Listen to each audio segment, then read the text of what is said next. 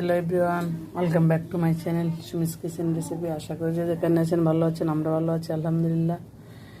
দেখুন, আজকে আমি তেলের পিঠা বানিয়ে নিলাম। আঞ্চলিক ভাষা বলে পোয়া পিঠা আমাদের, আর ঢাকা শুনছি বলে তেলের পিঠা। তো তেলের পিঠা আজকে বানিয়ে নিলাম। আমি নিজেও ভাবি নাই এত ফুলকো ফুলকো হবে, আমি কখনো বানাই নাই তেলের পিঠা, আজকে নতুন। তো আলহামদুলিল্লাহ সব কিছুর জন্য। তো আজকে এইভাবে ফুলকো ফুলকো হবে, আমি চিন্তার বাইরে ছিল। তো সব কিছু মিলে হয়ে গেছে কিন্তু। তো আপনারা সবাই জানাবেন আসলে তেলের পিঠা কেমন হয়েছে, কেমন ফুলকো ফুলকো হয়েছে কিনা, আসলে একজ্যাক্ট এরকম হওয়ার কথা কিনা, এটা কমেন্ট সেকশনে বলে যাবেন প্লিজ।